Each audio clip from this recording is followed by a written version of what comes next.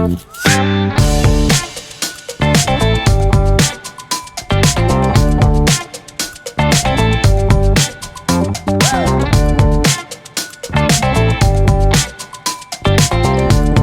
good evening again. Here we are one more time. Myself, Charles Mans, and my co-host there, Mr. Bill McGee, on Let's Talk Music, Richmond RVA. And we're talking about those years, 1960s, 1970s, and 1980s. And we've got some authority figures here today. These guys are historians, and they are, in fact, the foundation of that time. They established themselves as one of the most outstanding groups, and of course, you had to know it involved my buddy, Mr. Bill McGee. So at this time, take it away, Bill.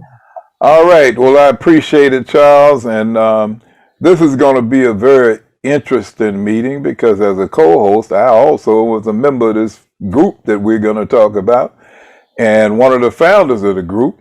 And I have two illustrious members with me who actually, after the group, went on to do several very interesting things musically, lots of stuff musically. The handsome guy is Hannon Lane.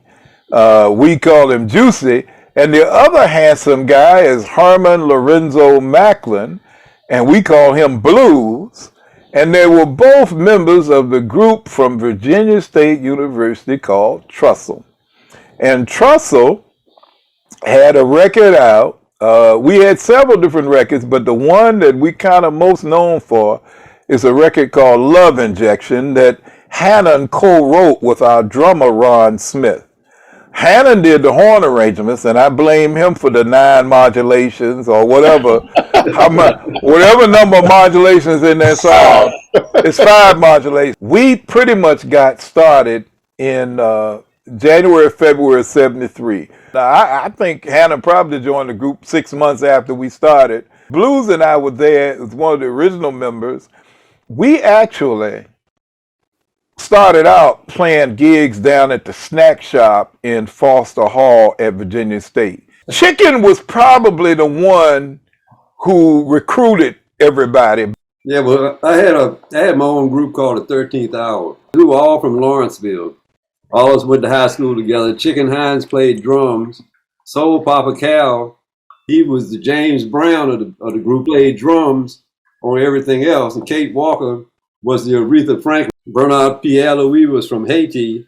He was our musical director, and that's when Chicken saw me. You know, right about the time Jonathan played with Trussel and Chicken lied to me and told me, well, he didn't really lie to me. He lied to y'all. He told y'all I was the baddest bass player he had ever heard in his life. And then I get over there, and y'all learning stuff by Earth, Wind, and Fire and all this. I'm up in my room, scratching all my records up, picking the needle up, trying to start it over. Let me see. It took me 3 days just to get the intro. Oh, man. In the back of my mind, I'm hearing Larry Tynes go, Fred, think, where would the next note be? Where would it be? I was an ag major, and all you cats were music majors. And so here I am in there, trying to act like I can hang with y'all and, fumbling my way through it. And then I go back to my room and study for the 2 or 3, 4 or 5 hours, miss class the next morning, sleeping in, but I'd make it to rehearsal and I'd know as much of that song as I could figure out. All right. Charles, here's the deal. Hannon both was proficient on all kinds of instruments. Hannon played drums, he played keyboard, played trombone, and he played upright bass. So you were gonna let him in anyway? Electric bass. Oh yeah, definitely. He was a shoe-in. We were salivating to get him in the band, because he could pick up. He would add a third horn on a lot of different things, and he'd add a rhythm guitar on some stuff. Because Chicken thought he was Jimi Hendrix or whatever. That just makes guitar work, right? So yeah. Oh no, yeah. He was a hell of a trombone player too. So that's how Hannon ended up. So Hannon, how did Chicken convince you to quit working with your dad, or was it? I'm kind of thinking Larry had a lot to do with it too. It was Larry. Yeah. Larry approached me. He said, "Hey, man, we really want you to join this group. So, what you gonna do?" And I said, "Well, look, I have a commitment to my uncle, but I tell you what, I'm going to stay with my uncle's group until I graduate. And once I graduate from Virginia State with this degree, I'm going to turn in my resignation and I'm coming to Trussel. And that was cool. Yeah. All you guys came from Virginia State. Is that correct? Correct. Oh yeah. Yeah. We have a percussionist, original percussionist named Junius Leroy Dyson. And Veronica. And Veronica wasn't there at the very beginning. She didn't do the snack shop gig. Oh, that's we kind of right. like recruited her like we did Hannon. Yeah. Once the group had come together and we realized we needed some more vocal help, in Richmond, the three groups, your group, Poison's group, and our group had three of the best singers. Debbie was a college-trained musician also, and so was Veronica. Mm-hmm. And so I know a lot of the stuff that we learned, when she joined the group, it truly helped our vocals. Yeah. But Hannah, tell us more about what you were doing and a little bit of your background coming out of Newport News. I was gigging with my uncle's group. It was called the Jammin' Jammers. It was a real nice group. They had 4, sometimes 5-piece horn section, guitar, bass, drums, and organ. And my uncle played the Hammond B3 with that group. Did all the top 40 R&B stuff, and that was my. What's your uncle's name again? George Winfield. George Winfield. Yeah, okay. Yeah, and he did a lot of George Winfield and the Jammin' Jammers. Okay. Yeah, right. And he booked a lot of gigs and a lot of shows and stuff in and around the Hampton area. But I was doing that gig when Trussel started developing. As a matter of fact, I was a fan because I used to show up at the snack shop whenever I could on Thursday nights, and I'd sit in the audience and enjoy the jam session. So I was already a fan, you know. And of course, months later, when Larry asked me to join, it was like hands down. Yeah, there's no doubt I'm joining this band. If the invitation's out there, I'm taking it.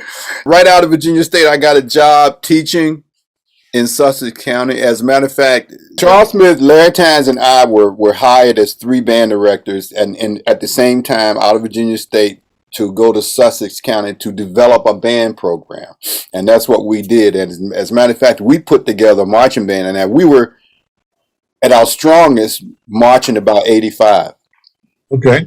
And that came from nothing. We came from 0 to 85 in 1 year. What grade level? High school. Oh, we had 8 through 12. That's the only way we could do it. We had 8 through 12. So were these students already students of music and had not been corralled? Or did you actually have to give them instruments and teach them? We created that in 1 year. Right.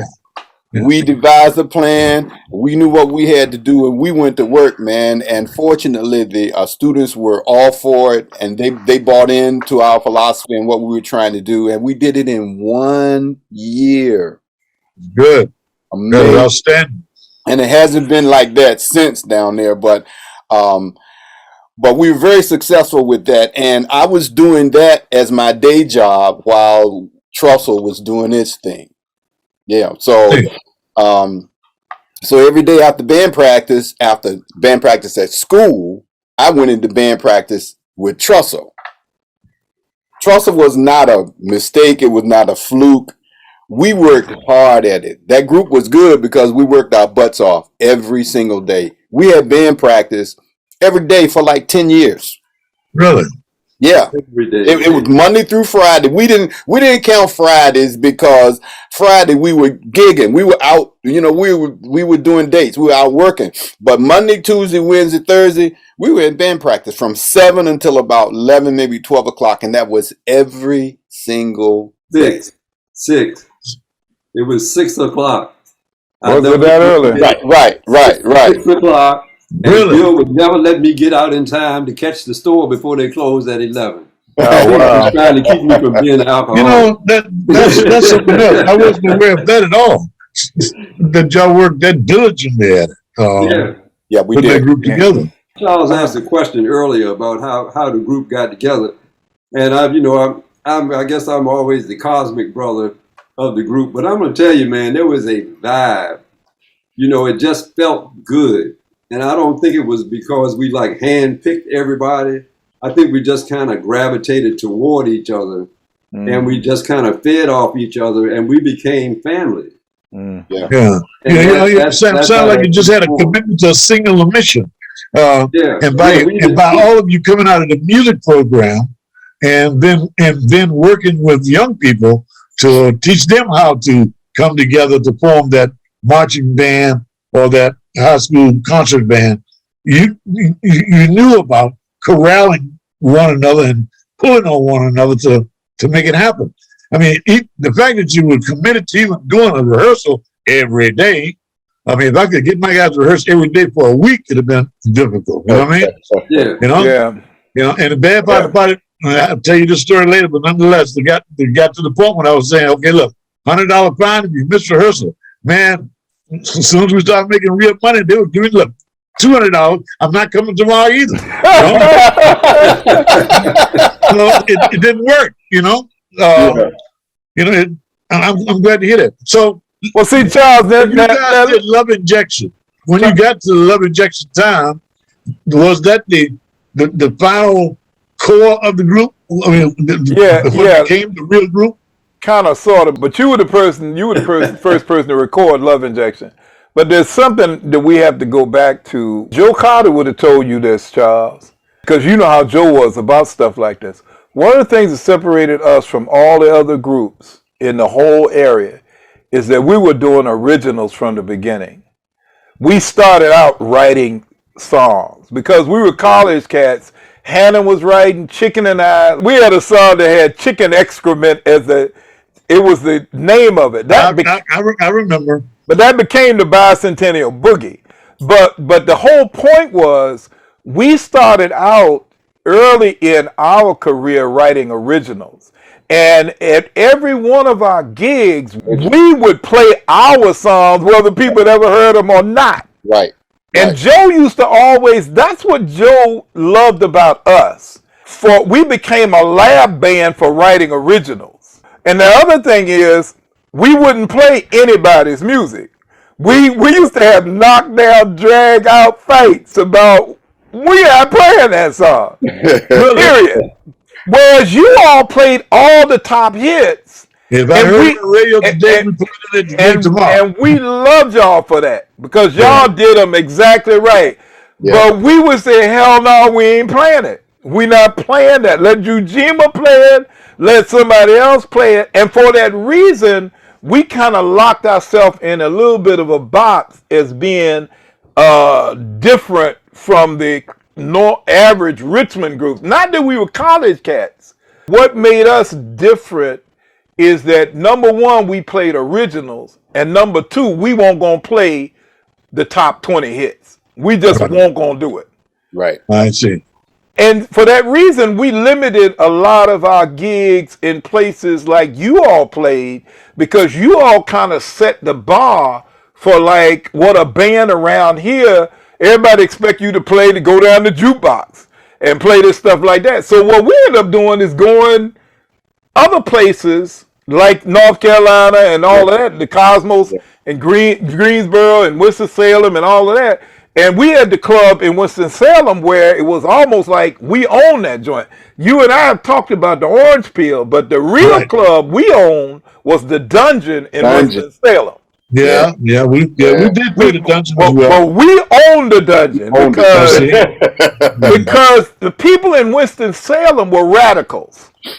Okay, they were radicals. The Winston-Salem, out of all the cities in North Carolina, where they had the tobacco plant and all that, and they had unionized people and everything, those people were radicals to that day. And to prove that point, when we were, Blues and Hannah remember this, when we were in Winston, the little guy brought up, Lad Little, who had started this Black Panther type ambulance service in Winston-Salem, brought Joanne Little up on the stage. Joanne Little had gotten out of jail for killing that prison guard who raped her. And we did Fight the Power that night.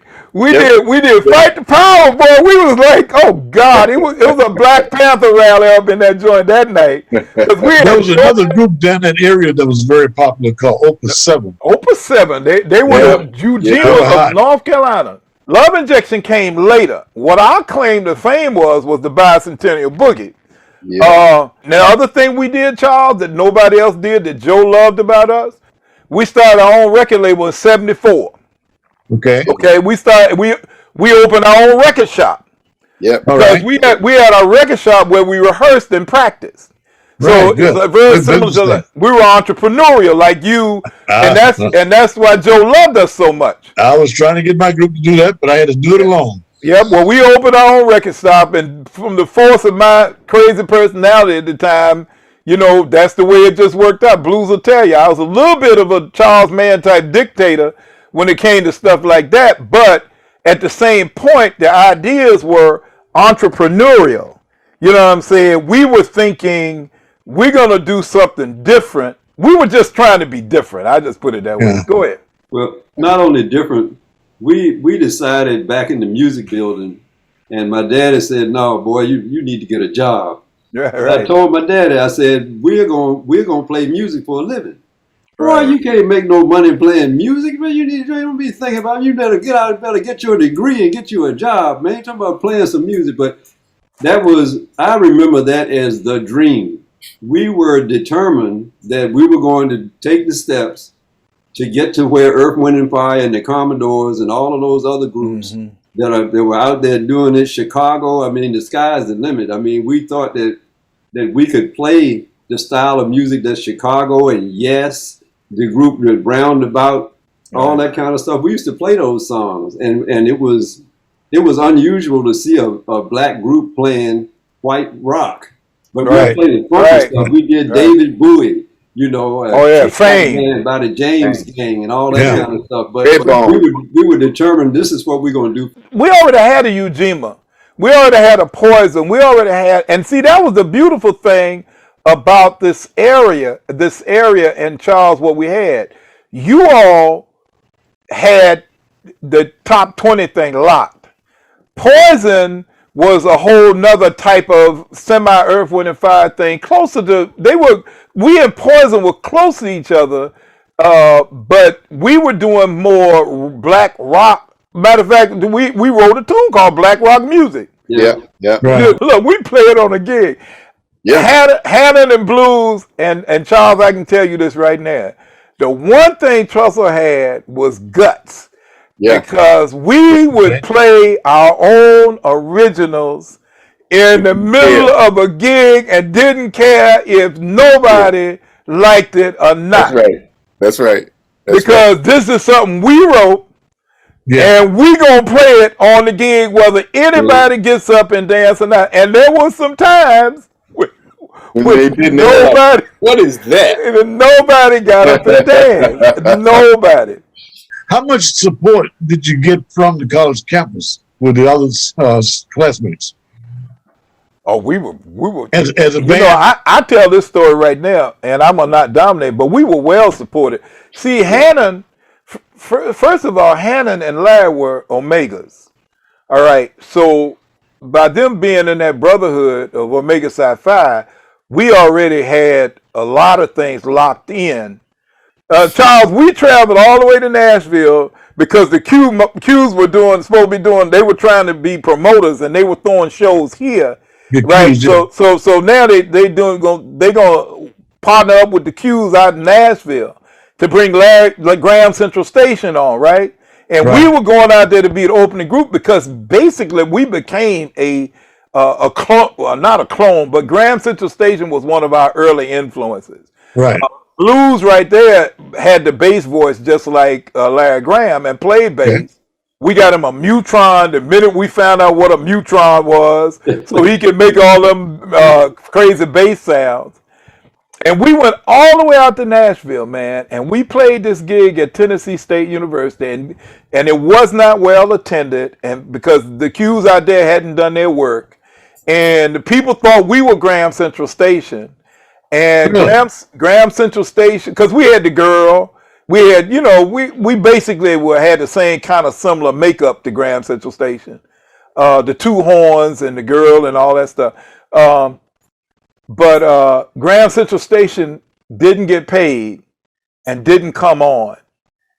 And we went all the way out to Nashville for a donut. Well, it happens. Yeah, well, that only happened once.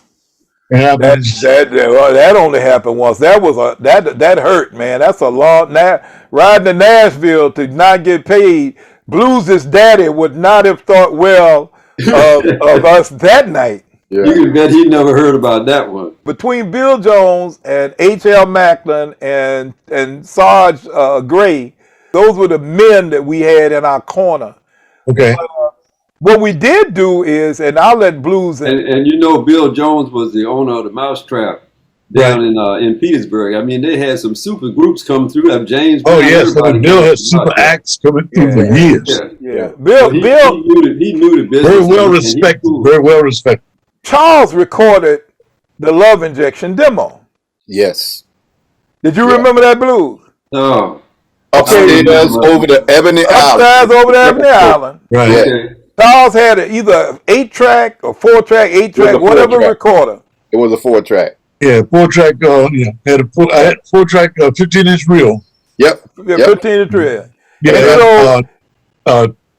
Take something. TAC. A TAC. TAC. Yeah.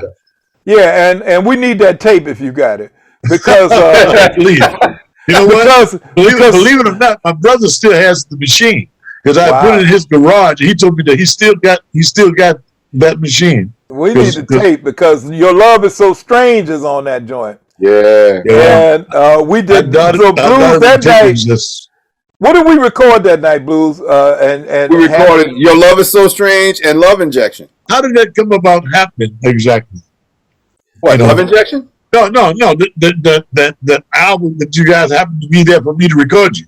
You were doing a gig there? No, we hired you to do it. Yeah. Oh, okay. We needed to do the demo. And so what had happened was Dwight and Joyce came up there that night, Charles, when you were recording us. When Joyce heard us doing Your Love Is So Strange, she said, that's the horn section I want to play on my records. You guys' memory is a lot better than mine, I tell you. Oh, man, shoot. Yeah. And we still need to re-record that song. Let me ask you, your library of original material from that early 73, 74 time period, do you guys have copies of all of that stuff? One of them is Strange that you recorded that we never released that. And then we've done several other songs. There are some copies of that stuff around. Yeah. Pump Funk. So where's this volume of copies of original music that y'all guys did in the early Trussel Mousetrap days? Where's all this music?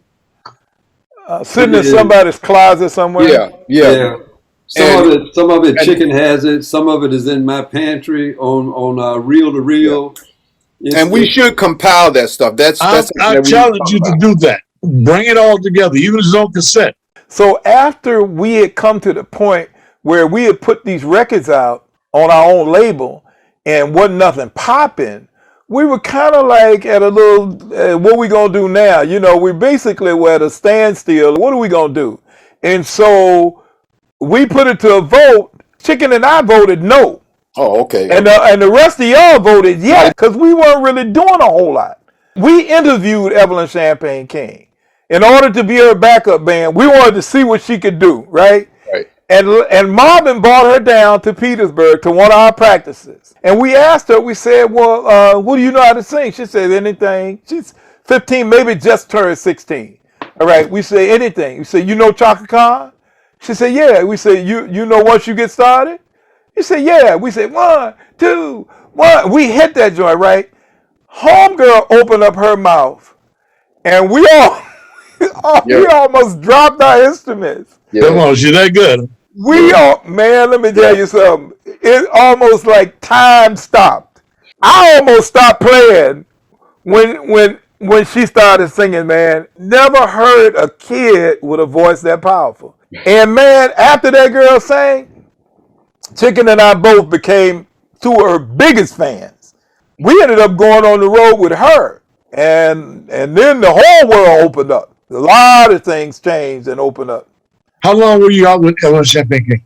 Year and a half. All of us went out with her first. Right. Your recording contract was with Elektra? Yeah, kind of, sort of.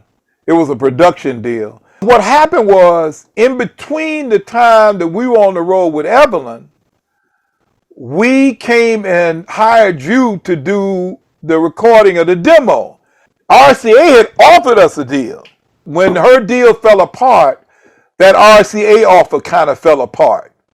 Right. Because we stopped working with her. The guy who came from RCA to be a manager came in the dressing room that night at Constitution Hall and basically said, "Hi guys, I'm Evelyn's new manager and we need to talk." Our loyalty stayed with John to say that, "John, we'll give you a year to find us a record deal since obviously the RCA deal is off." So we came back to you and said, "Hey, we need to cut this demo." We had given him from 78 to 79 and the deal was about to be up. And they got us the singles deal with Elektra. They got a 3-song singles budget. $28,000 or something, I remember. And I think Gone for the Weekend was supposed to be the hit in the beginning, wasn't it? We toured, we played dates with people all, we chalked Chicago and everything else. But what happened was, what's classic about this is all the grifting and riffraff and lying and cheating and stealing that you hear about in the record industry went on during this time. So Love Injection was in the top 20 or wherever it was on Billboard, and it was the top #2 record in New York. It was a big hit all over the place, top disco hit, everything, and we didn't have an album done. So that was January 1980, wasn't it? Yeah, that's what I'm saying. Historically, it's called the end of disco. Love Injection is one of number 199 on the top 200 disco hits of all time. They froze the budget, and so we had this big old hit record and no album. Right. All right, but here's what the problem is.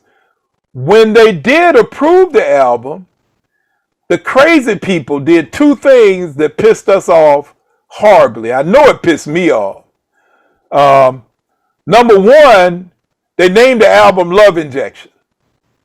All right. This is almost mid 1980, and Love Injection came out the fall of 79. Mm-hmm. And now they're going to turn around and put out an album and name it after a song that was out 6 months ago. Then the second thing they did that pissed us off, they wouldn't put our picture on the album. The reason that I got was that they wanted the album to sell. The album was really big in the Latino community and the gay community. And they didn't want it identified with any particular, they didn't want it to be identified as black music. Right. As soul R&B. They wanted to be able to cross over. Right. So they put out a record 6 months late, and they make a decision not to put the group's picture on the album because they're trying to appeal to the gay and the crossover audiences. How much longer after 1980 did the band continue to perform? Not much longer after that. What came about, believe it or not, and this was much to my dismay, everybody, Hannon, Larry, everybody got all hyped up about backing up the Showman. And I was like, the Showman? So those guys went and backed up the Showman. And then this guy came over from Nigeria. Well, he's really from California, but he had studied in Nigeria. He comes over to my house with his banjo, and his wife is a good friend of mine. And so I started getting into the roots thing. I already had the dreadlocks. He was playing banjo and I was playing bass. The rest of the guys were backing up the Showman. I don't know what Bill was doing at the time. He might have been hanging out with Marvin Daniels or something, but he was doing something. Recording. And so everybody kind of went in all these different directions with the mindset that we're going to put a record out pretty soon. And it might be next week, it might be next month, it might be next year, but Trussel is going to put another record out and we're going to get out there. So everybody was just doing stuff until Right. that next album Yeah. came out. Charles, I'm telling you right now, man, because of the sacrifice we had all done and all this stuff, man, to see a crook. I said, and he basically, through his lies and his manipulation, brought our group to a screeching halt because he just lied so much. So I went to the union to get the paperwork for the sessions that we did for our album. And on every one of those sessions, this guy who played no instruments got paid a double as a contractor, As a contractor, as a right. leader in the contract. He got paid a double for every song we did himself, and he didn't play or sing nothing. Was his check stopped as well? No, he was the one that ended up with all the money. That's not good. So we actually had the union papers, and that was one of the things that was able to eventually get us out of the contract, is that we had proof that he had stolen money from Elektra through the union. We signed a production deal with him, and he signed with Elektra. He signed with Elektra. Elektra told us that we had to get a release from the court in order for them to pick us up, Blues. Okay. They said Because otherwise you were still under contract to him. He could sue them for tampering. That's right. Because if a major label were known to steal groups from independent producers over the years. They did. And so the Elektra said, if y'all don't get a release from your contract with him, he can sue us. We can't touch you till you get a release. With all that all of you have accomplished individually, why haven't you guys entertained Trussel round 2? We had, but Larry died. Like Blues said, we had a spiritual thing, man. Our spiritual connection to Larry time. We're going to continue with part 2